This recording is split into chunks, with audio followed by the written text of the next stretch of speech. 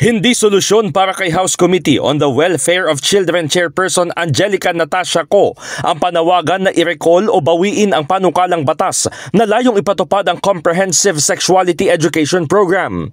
Ayon kay Co, hindi rason ang iba't ibang pananaw at hindi pagkakasundo para muling isalang sa committee level ang House Bill 8910. Sa halip ay ipinauubaya nito sa Senado ang pagtalakay sa sensitibong usapin at hayaan na lang ang Bicameral Conference Committee na resolbahin ang mga probisyon na nangangailangan na reconciliation. Marami anyang probisyon ang bersyon ng Kamara na iba ang nilalaman at construction, kaya makabubuting sa Bicam na plansyahin ang Adolescent Pregnancy Bill. Gayunman, iginiit ng kongresista na suportado niya ang pahayag ni Pangulong Bongbong Marcos hinggil sa kahalagahan ng comprehensive sexuality education sa pagtugon sa nakakaalarmang pagtaas ng bilang ng teenage pregnancies.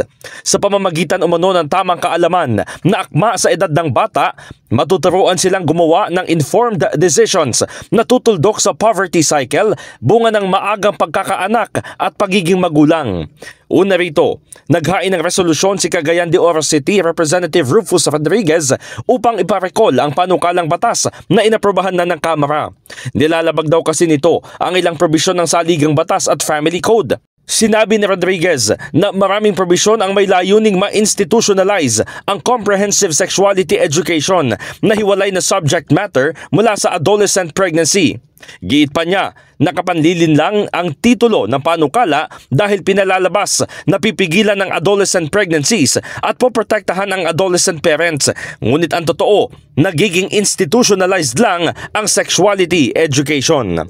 In the heart of changing lives, ito si Brigada Haji Caaminio ng 105.1 Brigada News FM Manila, The Music and News Authority.